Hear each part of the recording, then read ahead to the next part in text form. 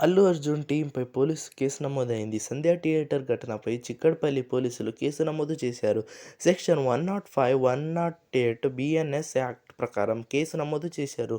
అల్లు అర్జున్ థియేటర్కు వస్తున్న సందర్భంలో భద్రత విషయంలో సంధ్య థియేటర్ యాజమాన్యం నిర్లక్ష్యం వహించింది.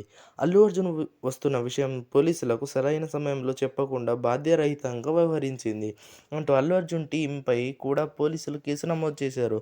అల్లు అర్జున్ నటించిన 'పుష్ప 2' ప్రపంచవ్యాప్తంగా గురువారం రాత్రి ప్రీమియర్స్తో రిలీజ్ అయింది. ఇటు హైదరాబాద్లో 'పుష్ప 2' ప్రీమియర్స్ను భారీగా ప్రదర్శించారు.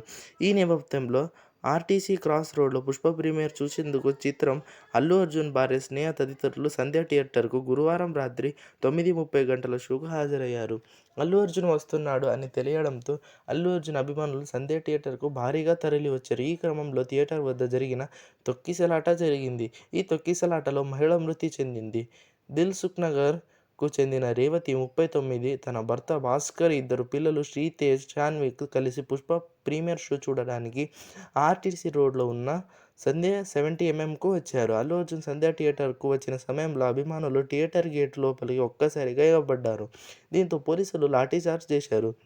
ఈ తొక్కిసలాటలో రేవతి, ఆమె కొడుకు శ్రీతేజ్లు కింద పడిపోయి అపస్మారకంగా స్థితిలోకి వెళ్లారు. వారిద్దరిని వెంటనే పోలీసులు విద్యానగర్లోని దుర్గాబాయి దేశ్ముఖ్ హాస్పిటల్కు తరలించారు.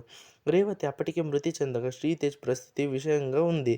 బాలుడిని బేగంపేట కిమ్స్ హాస్పిటల్కు తరలించారు. రేవతి మృతదేహాన్ని దుర్గాబాయి దేశ్ముఖ్ హాస్పిటల్ నుంచి గాంధీ మార్చురీకి తరలించారు. ఇక మీ అభిప్రాయం దాని గురించి కామెంట్లో తెలపండి.